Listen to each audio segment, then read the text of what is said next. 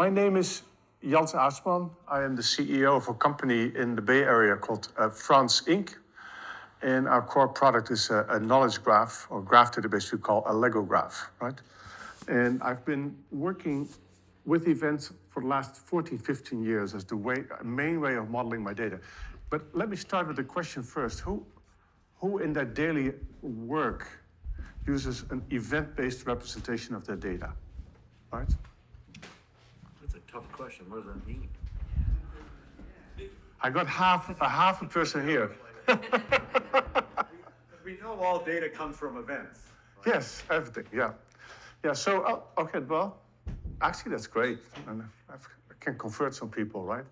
All right, so I've been interested in event-based modeling for a very long time.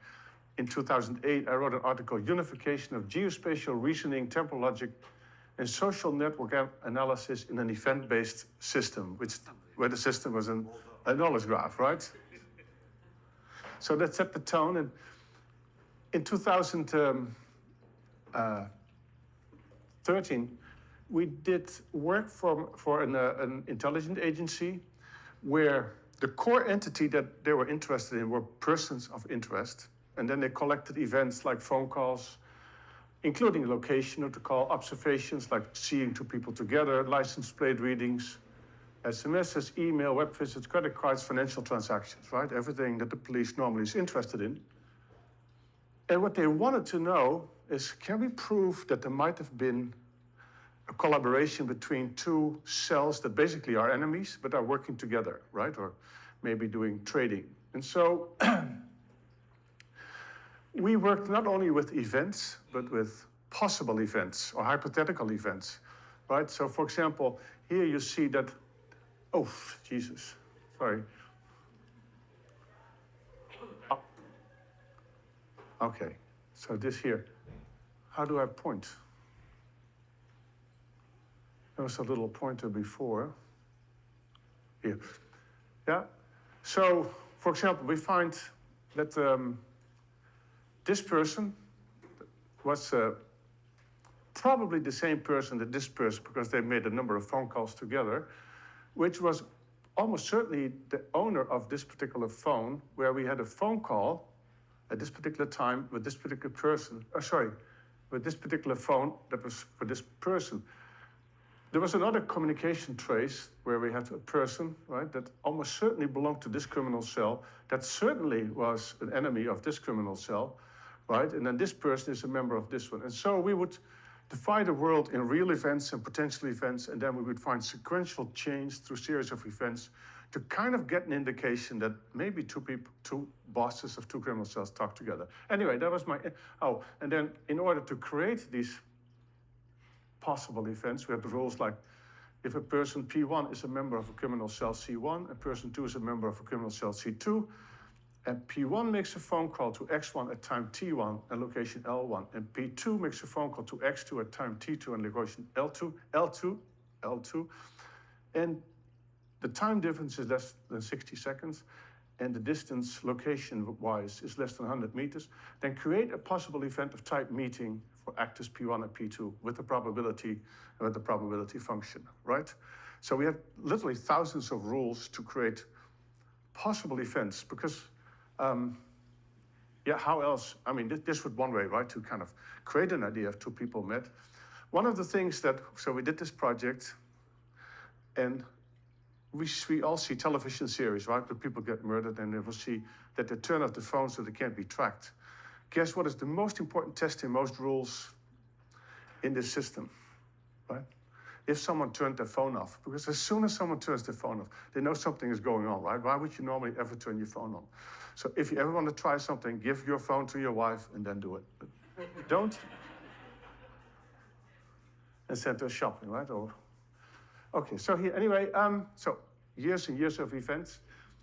And then we built lots of other event-based systems. I'm going to talk today about what we did in healthcare and for the FAA, but we also did things for call centers. And so we talked during the pandemic a lot to Gartner about a system, a system that we built together with the big hospital chain in the Bronx, and we were cited as one of the examples of using entity event knowledge graphs for powering AI solutions in a healthcare system. So we're kind of proud of that.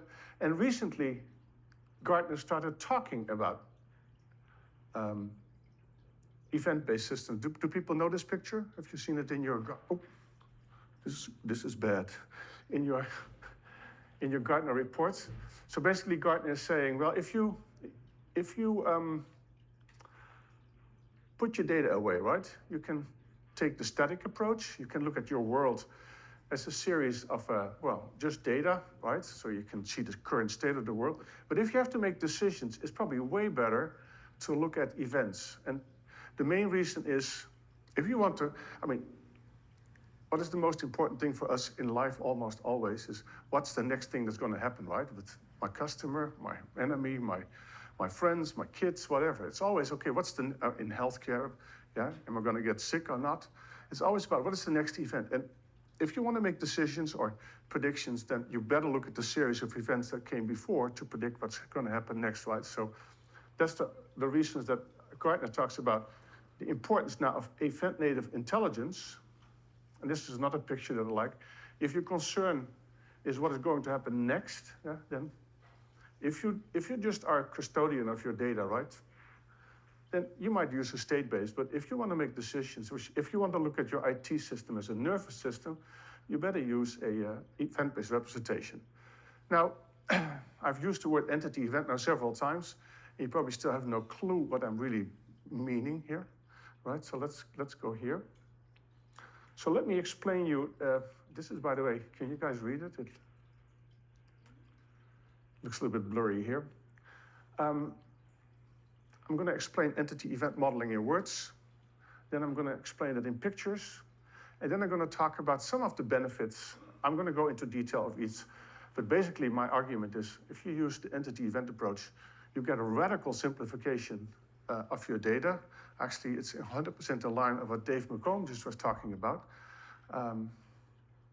for anyone that was in his talk, right? And in this approach, it also is really easy to do sharding and scaling. And if you want to do prediction and machine learning, right, you really need to have an event-based approach, right? And the most important thing, it's data-centric, right? You have a representation of your data, and you can do almost any application that you want on top of that without changing your data. You can use the same underlying data shape that we have. All right, so let's explain entity event modeling in words, right? So you have, say you're in a hospital, or you're in aviation, right?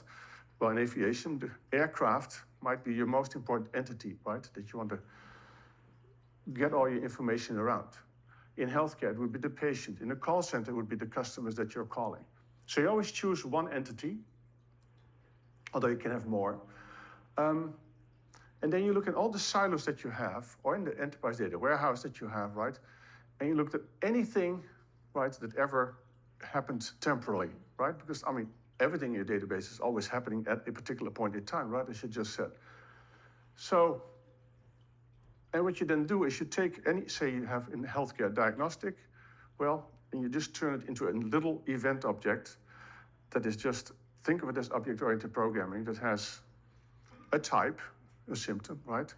A date, right? A start time, right? The value, which is mostly a billing code, right? That then and some other key value pairs that describe the particular event.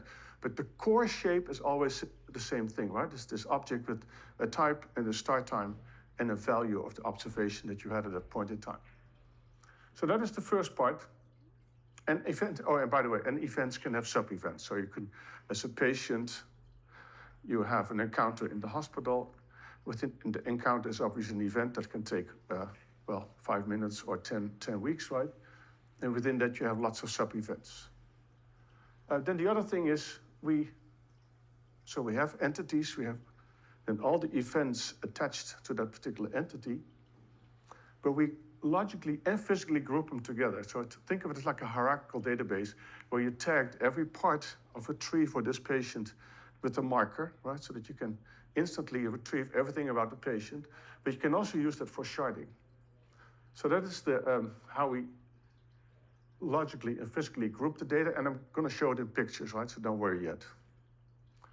And then finally, the tree terminates in a knowledge base so that we have agreement on what a particular symptom means, what a particular medication means, what a particular procedure means, right? So our systems are always completely semantically based. We always make sure, our core interest is always to make sure that we used the same name for the same thing, right? And the way to do it is to have taxonomies. And for example, in healthcare, we use a taxonomy that is about 500 million triples, right? And it's 200 taxonomy systems that are important in healthcare. But for the FAA, we have one that's almost 1 million terms that they worked on for almost 10 years, right? To get every concept that is important in aviation. Anyway, it's important that you take your tree about, say, a patient or a plane, and then you terminate for all the concepts you have into a taxonomy. Okay, now in pictures. Let me get some water.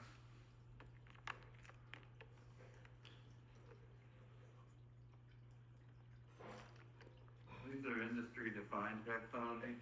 They're predefined, or are the things that If in the pharmaceutical world and the healthcare, they have hundreds and hundreds of predefined ones, special ones for cancer.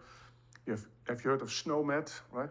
Medical terms, or you have RX norm for medications, or NDC for medications. You have LONC for library references, and they have literally taxonomies for everything. They have one for devices, right? For procedures. So yes, predefined. there's too many. There's lots. Yeah, so that's why we use a system called UMLS, made by the NIH, where they're all integrated around one taxonomy. They call the meta-thesaurus, right? So it's kind of a canonical version of medical terms. I can talk for 1 hour about UMLS, but... So, okay, I'm going to show you 2 examples. One of them is a knowledge graph where we had 3 million patients in a distributed knowledge graph, and a system where we had 8,000 aircraft in the US in a maintenance knowledge graph.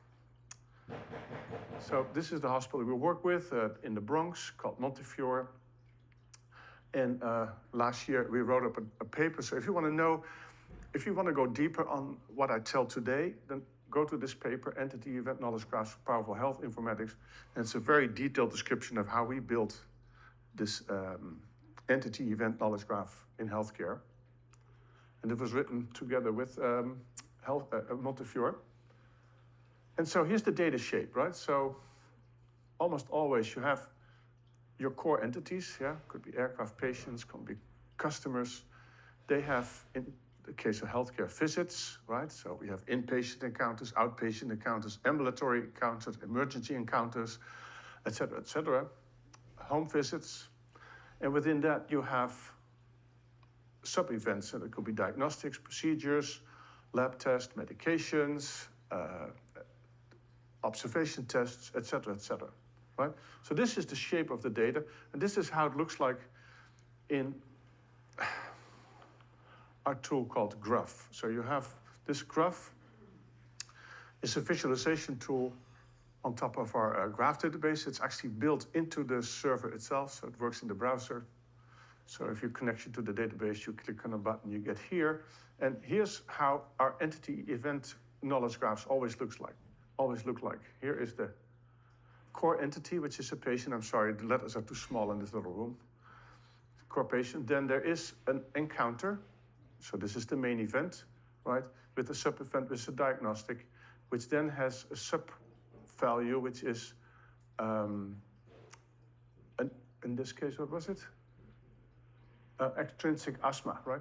And this is an ICD-10 code. People familiar with ICD-10, of course, right? So this is ICD-10, which then links to SNOMED. So this is the event graph. This is all patient-related. And obviously you can have here thousands of events, right?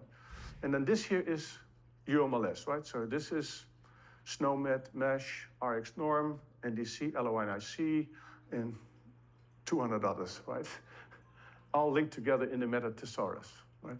Very important, right? So that, yeah. You just asked a question about participation of entities in events, because obviously someone paying a visit to a hospital doesn't just involve a patient, it involves a doctor and whoever else was. Yeah, the providers. So I'm going to talk about that later when we talk about sharding, because basically you have the patient tree, and on top of that you have knowledge about the organization, departments, providers, payers, devices, right? Buildings. But that data set is much smaller than the data set. And so we federate our shards that have the patient information with that other data. That's also super important, right? And you can make entity event knowledge graphs with the doctor or provider is the core entity, right? So in aviation, we worked on a wonderful, wonderful project, right? Where the aviation, the FAA has many, many different reporting systems. You have air flight interruptions. So if your engine goes on fire while you're flying, right? Or whether your entertainment system fails while you're flying, right? They always make a thing called an SDR, a Service Description Report, right? Where they describe in great detail what went wrong, right? Then, of course, there's the regular maintenance. Then certain aircraft parts are made by particular vendors, right? And so there's a separate reporting system for vendors. And then there is a database that if you crash, right, and you have the NTSC database. Anyway, there's lots of these databases, right? And then the problem is that by law, you have to fill in all these maintenance reports, but there's no rules how you do it. There's some still do it on paper, some do it in their own computer system. And thank God there is one thing that joins everything together, which is what they call the ATA or the JASC codes, which is a plane has 530 places where something can go wrong. It's a million places, but they have a category system of 530 places that you have to fill in every time. And that allows you to join all these maintenance records together. And so basically what the FAA wanted, they said, okay, it's almost impossible for me to look at the plane and see all the things that happen. If there is an accident, it takes months to get all the data together, right? We want to have all the data at our fingertips all at once. And the other thing is, and then we want to predict problems, right? So anyway, this is what we did. We had these 4 systems, Meister, SDR, CFR, and NTSB. We worked with a subcontractor that did an amazing amount of work to harmonize and clean all the data up. And we had to do a little bit more data cleanup, and then we linked all the data to the FAA ontology that one person worked on 10 years. I mean, absolute labor of love, and it's the most incredible taxonomy you've ever seen. Only rivaled maybe by the NASA ontology. We put it in our entity event model, and then we did a lot of machine learning on top of that. That's not important now, but all I wanted to do is show that the same entity event model we use in healthcare, we can also use in aircraft maintenance, right? You have a core entity, you have events like a service disruption report about the fuselage, and here's some what they call MICES, or the maintenance reports about certain other things, right? And these JAS codes are then linked to the FAA ontology and taxonomy, right? So same figure. And I could show you for different areas, again, every time the same kind of setup of the knowledge graph. Here, a little bit more, what we always do, whether it's in healthcare, FAA, if we look at the problems that occur, right, whether it's a symptom or something breaking down in the plane, we always also store all the statistical relationship with every other problem that might occur, right? In healthcare, it's very understandable. If you do this for the airline industry, I have no clue what our relationship between most of the phenomena. But anyway, it's an interesting way to look at the knowledge bases are not only taxonomies, but are also statistical knowledge, things we learned about correlations between elements. Okay, so that is, anyone has a kind of an idea how these entity event knowledge graphs look like, right? So now why do we go through all the trouble to make this particular shape? Well, the first one is, as I said before, and I'm going through each of them, simplification. I'm going to show you why it's so easy to scale this. I'm going to show you how we do predictions with this kind of model. And I want to try to prove, or we can discuss, how it is that you can use only one data shape and do many, many different types of applications. So first, about simplification. So I am a cognitive psychologist, right? I have to work for a living, right? But all my PhD work and after that was about studying how humans think, right? And how people do problem solving, right? And when I still was a student, I never thought I would be able to explain how a human being can work with a system like Clarity, right? An enterprise data warehouse in healthcare, right? Where you have 18,000 tables and 200,000 column names, right? I mean, it's just staggering. How can anyone ever remember that or deal with that, right? And you have to go to Epic and take weeks and weeks of training, right? Lots of money to learn to do the most simple queries to get going, right? And I know places where they just have specialists 100% of the time working with Clarity to extract, to copy data out of this database into other places, right? And one explanation for this craziness is we worked with one enterprise data warehouse where we found 250 different names for start time, right? So we had a separate table for inpatient encounter, so you have an inpatient encounter start time.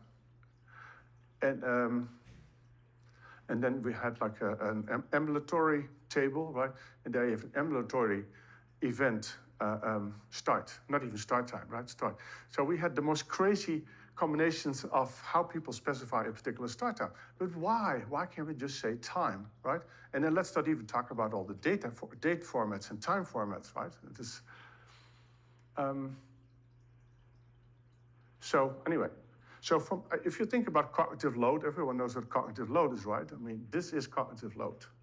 But even worse is this thing of a mental model, right? You know,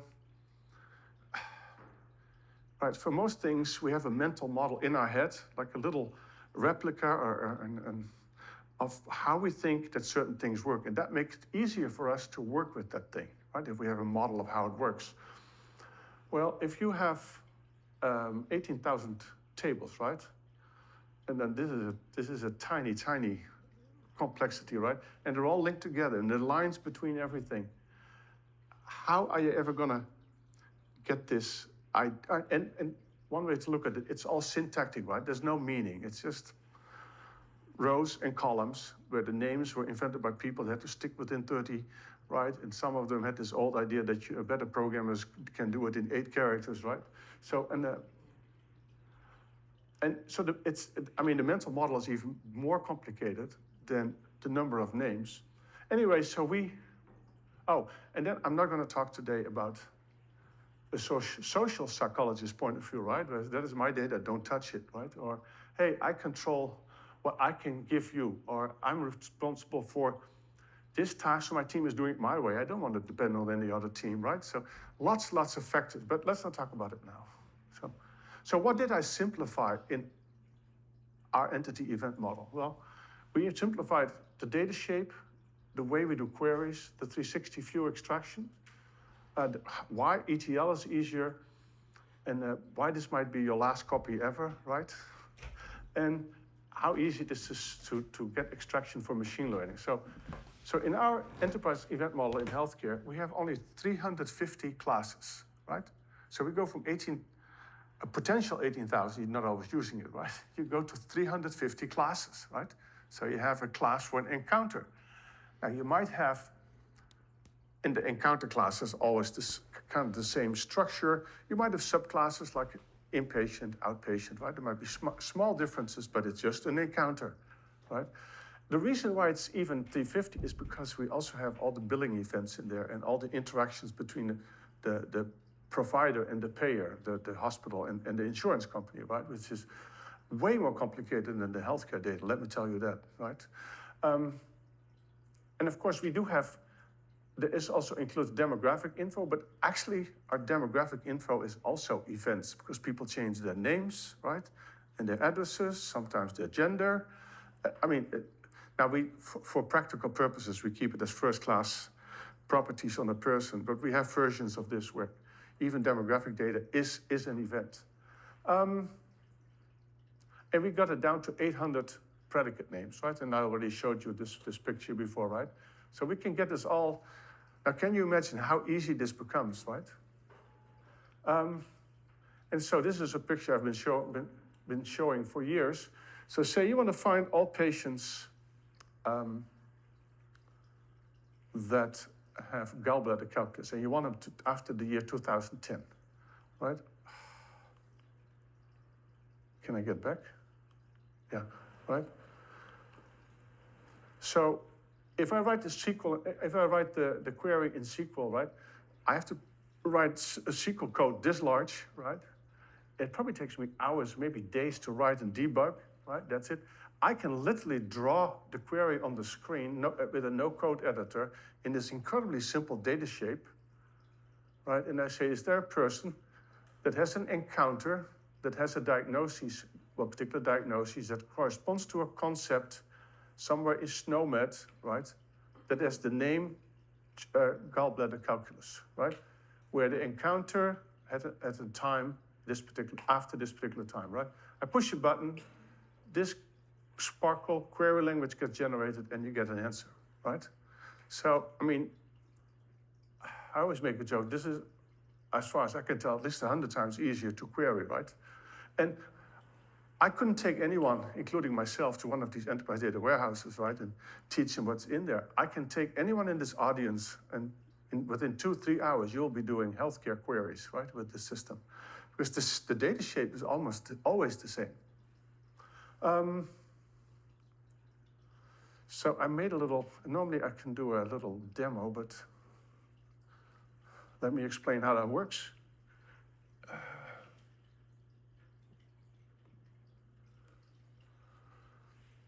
So here we have, it's probably too small to read, but I'll do it in words. So first I'm trying to get one patient. So I'm hit the letter and I say, give me, find a patient. I get a patient, I get a few patients I can look at. And here we get a patient called, anyway. So I look at this patient and I can look at patient condition, a patient encounter, and I can choose some encounters. But that would be too much work for this little demo. So I loaded the pre-arranged picture. I say, give me the picture of one patient. But there's attention deficit. So now here you see this patient had an encounter, and the encounter was that she had, this person has a child attention deficit disorder, and this is in the SNOMED, but I can link it to the meta-thesaurus if I wanted to. I just wanted to show you that you can have the UMLS taxonomy for healthcare here. But now I want to do a query, so I select the patient, the encounter, the billing code, and finally the label and the schema in which I want to see it. And I copy this to what we call the query editor. Now I had the query there already because I made this demo fairly quickly. So here is just a part of the graph that we had before, right? So I take the subgraph of what I already had, and then I change these variables, these constants into variables. But the only thing I keep is the child attention deficit disorder and the SNOMED. And now I have a visual query, and I click on this, and here I get the results, right? So it automatically creates the code. And does it make sense so far? Now, and then I can just simply say, okay, now I want to count how many patients I have in this little data set that I'm testing here with. I count the number of patients. I'm going to stop this now, but you get the idea, right? So it's just no code. You fiddle around in your graph. You see something that you want to turn into a query. You put it in the query editor. You edit it, and then you take it from there. I'll stop this now. What tool is this? Well, the graph database is called AllegroGraph. The tool is Gruff. What? Gruff. Gruff. Sorry. But you can't deploy that as a, Oh, this is a Sparkle query, right? so you package it up and then. You take your Sparkle query out of here, and you do it in Java, or you copy it in Java or in Python or whatever, right, in your pipeline, and now you have a... So this is a tool to create the queries, right? You never would use this in production. Now, this is for analysts and technical people like here in the audience. But if we're driving reporting requirements and stuff like that. Yeah? Oh, yeah, so I'm going to talk about it in a minute, about reporting. Sorry, you had a question? So this data warehouse based on graphical, that graph database, not relational, or it's a combination. Can you explain a little bit more? No, all the data came from relational databases, or in this case, HL7 streams, right? And were converted straight into a graph. You have both. Yeah, so this is so far not a system of record, but our customers are beginning to say, hey, why don't we use this as a system of record, right? But so far, it's like a brain on top of all your silos, right? That allows you to do complex queries in a relatively simple way. So everything comes from relational data or from HL7 streams and went into the graph. So you extract your copy data to separate location, graph database, and then play like this. Yeah. I have to be honest, by the way, when I look at the 18,000 tables and columns, right, a lot of these tables are administrative, right? So I probably use 10% of the data for analytics and reporting and machine learning, right? But that's enough for what I need. And the other 17,000 tables are probably very important for some reasons I don't know, but, right? So, but still, it's an incredible reduction in the number of classes and predicates. All right? So this was the movie. Okay, so how can we now, okay, so the other thing I want to show is that, if you go to your hospital, right, and you say, give me everything you have about me in any database, right? They would laugh at you because they couldn't even think. Can you imagine that they did GDPR for hospitals? That would be absolute total disaster. Right? But anyway, why can we very easily I'll show it in the next slide, right? Such small letters. What it's saying is, I can say, this is a patient, and this is the hash code for the patient, and then I just say, pretty print, get the 360 for this patient, and I get a fully formatted JSON LD object back, right? An object with all the information about the demographics and all the information about every procedure, medication, symptom, whatever, ever, right? This can be a million elements in the JSON object, right? In the beginning, when we did this, we gave the developers a set of triples back, and then they hated us because now it's a huge graph, right, in their local environment, and they couldn't do anything with it. But they love it that we give them as a formatted JSON object, because then they can do anything they want in their JavaScript or Python, right? So anyway, so let me go back to the previous slide. So the reason why we can do this is, and I talked about this before, about how we logically and physically group things together, but this is how the triples look like, right? You have a patient that is a type patient. So these what you see here are quads, right? We always talk about triples, but actually every triple store is now a quad store. And you can use the fourth element of every triple to group things together, right? So here you have a graph. You see patient is a patient, and the patient has an encounter, and this encounter is an encounter at this date, and it has a diagnostic 1, and diagnostic 1 is diagnostic, and diagnostic 1 has a value, which is an ICD-10 code, and then ICD-10 code is a concept. The pref label is unspecified asthma, and it's in the scheme ICD-10, right? Now, this part, right, groups triples around the patient together, and that's why I can just, with one line of code, say, give me every triple with the fourth element is this patient, and boom, I got everything. I have to do a little bit of work to format as a JSON object, but no other system, this is a real 360 knowledge graph for patient. Then simplified ETL. So normally what we do is we map from one complex schema to another schema, right? I think that this ETL that we do here is way, way simpler, because say you have your typical table, like an inpatient encounter, and you have a start time. The only choice that you have to make is, okay, so what class does this table resolve to? And this column, right, what is the predicate that belongs to this one? So we have only 350 classes here, right? So and they're nicely hierarchical ordered, so there's not that much work. And so the hospital that we worked with said it took some 20 minutes per table to get them into this form, where you have two people together, one person that knows the enterprise data warehouse, one person that knows the ontology well, and very, very quickly they could set up a mapping system to map from various relational databases to this. One problem that hospital had was that, so big hospitals have this game, right? They're almost like real estate companies where they buy up other hospitals to get more control in a particular area, right? And every hospital brings their own IT system with them, right? So in order to fill our database, if we couldn't get it from the enterprise data warehouse, you had to write these mappings to various systems. But it's all declarative, and so that worked pretty well. And then the other thing I talked about, the benefits, straightforward sharding. Well, actually, it's the same argument, right?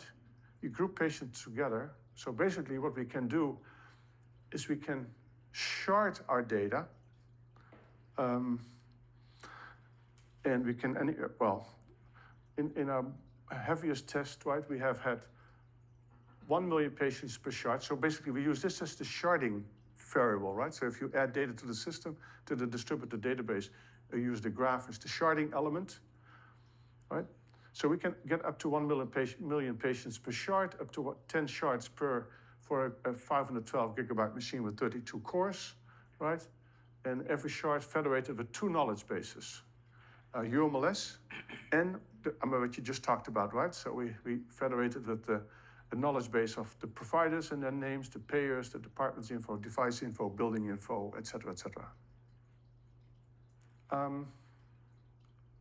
Right, and then this is an artist impression, right, where data might be sharded, where the main machine sends the same Sparkle query to every shard that you have, or here, this is one machine, it's at 8 shards. Here's a little federation object that federates this shard with 3 knowledge bases here, right? And you do that, like in this case, for each of these shards, right?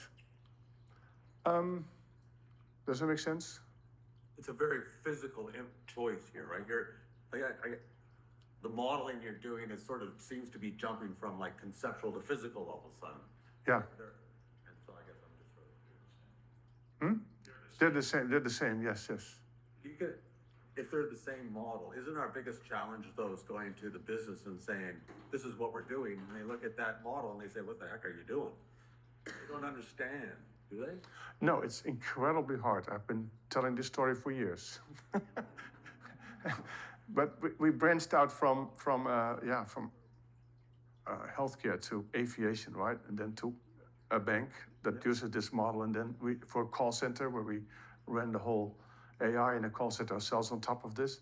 So we're branching out but it's very hard for people to understand. It's so weird in there. I mean, they get the graph, but then this is another thing on top. It's actually a simplification, but people find it really hard to understand. Okay, then the other thing is predictions, right? So a lot of machine learning in healthcare initially was just you make a vector of of machine learning how it works, right? The input is a vector, right? And you take the features of a patient and you put a bunch of numbers in a vector, and then you do classification or you try to do a prediction, right? But that didn't work that well for predictions, because for prediction it's really important that you look at the temporal unfolding of everything that happened with the person to make the prediction of what's going to happen, right? And so we use recurrent neural networks to do the, I skipped one slide, right? So just to give you a little idea, yeah, the US spends almost 70% of GDP on healthcare, with the cost of preventable illnesses estimated at a massive $730 billion. It's unimaginably large, right? And not everyone cares, right? Because if you're a for-profit hospital, then, although you still care about the people, but if you're a self-insured healthcare delivery system, yeah, then you have huge financial incentives to prevent unhealthy patients. But probably most people here know too is that high cost, high need patients, if you look at the top 10%, they take 68% of all of the cost in healthcare. And a lot of it is about readmissions, diabetes, heart failure, mental illness. And this is very important for expensive, frequent emergency room visits, right? So how can you predict who's going to become a high cost, high need patient, right? So we predict, we can literally predict any disease, right, to some extent. And one important one is readmission, right? If you come back in the hospital within 30 days, right, then most of the financial costs are then for the hospital instead of for the patient, right? That's one of the things that we got from Obamacare. But what you do is you find all your patients in your knowledge graph that had readmission for the first time or had readmission, and then you take all the data you had before, right? And then you take a control group where the demographics is as much the same as the other group, otherwise you start learning weird things. And then you use a recurrent neural network, right? Where the input are two things. One is the static factor of a description of the patient. So you have a feature factor with things that are the same for everyone. And then the other thing is like a word-to-vec, but then for diseases, right? Everyone knows your word-to-vec in natural language, right? Where you... No. A word fact. Word-to-vec. Word-to-vec. Yeah. So, everyone here uses LLM by now, right? LLM, ChatGPT. Yeah. Try and stay away from that shit. Well, I've got something good for you in a few minutes then. Anyway, so we do learn. Let's not go too deep in here, right? We enter this in here, and then we have lots of analytics. We actually have a plug-and-play healthcare database that I can't talk about it anymore. I don't have enough time, but that we give to hospitals with about 10 Jupyter notebooks to do any kind of analytics and reporting that they want. So this is a typical recurrent neural network, and for people who are interested, right, we do this work of predicting, and ultimately we get a very, very high F1 score to predict if a particular person is going to get readmitted, and then we have a dashboard on top of that. So then one thing to annoy you here, right? So we use machine learning, right? So we look at the data, so we do data-driven predictions. But one of the things we found out is that you can also use LLMs to do prediction of what someone is going to get, right? So here's a prompt, right, where we say we obtain the following data from Cynthia, a program that generates synthetic medical records for randomly generated fictitious patients. On a particular date, the fictional provider saw the fictional patient during an class encounter at organization in city, and provider reviewed the patient's chart and read the following chart. So everything between these things is something that we'll fill in later. And then, as a medical student confronting this patient chart in an educational setting, how would you answer this question? And then the question would be, well, we get the question later. Oh yeah, here's the question. But this basically what we do a query against the knowledge graph where we get the last 5 or the last 10 queries, last observations, symptoms, medications, procedures, etc., right? And we give as much as we can that fits in the limit that LLM, that ChatGPT takes, right? And then we ask the question after the prompt that you saw before, what are the next 5 most plausible medical events, right? Diagnosis, procedure, medication, cancer, allergy, vaccination, or mortality that the patient will face in the coming year. Write the answer in the form of a JSON analytic object. Make sure the JSON object is well formed, right? And then here we get back in JSON, and again, you can't read it here. But basically, we get a JSON object back where we get this person going to have hypertension, a little bit of the evidence that we found the risk score 0.83 and the time estimate is 30 days, right? And we take this output and we put it also in a knowledge graph. So remember when I started this talk, I talked about possible events. I'm back at my hobby, possible events, right? So here what you see, you can see this person has real events like viral sinusitis, right? Person, encounter, and then here viral sinusitis. But it also will have possible events, migraines, right? Which is a future event, which is a diagnosis. And because of a whiplash that the person recently had. Now, the cool thing about this, I can now start working on comparing the output of my machine learning with the output of an LLM. Right? ChatGPT read 36 million medical articles, right? No human being has ever done that, right? So it's got a lot of knowledge about giving a set of observations what might happen, right? Based on literature. So I'm writing a proposal for NIH, because what I want to do is I want to take predictions based on data, predictions based on ChatGPT, and I'm going to have some doctors take the same charts and ask them what they think is going to happen to this particular patient, right? I think it would be awesome research. But I'm through my time, right? You guys have 1 more minute? So one of the things that we found when we were doing the work with the hospital is that we were really a data-centric knowledge graph in the sense that we never had to change the data shape. We started in 2017 with a machine, actually a random forest model to predict respiratory failure. So we created a model that was way better than doctors and nurses to predict way in advance whether a person needed to be intubated or not, right? Saved literally millions of dollars. But then we could use the same data shape to find out if someone was getting close to the point of getting sepsis. And you know what sepsis is probably, right?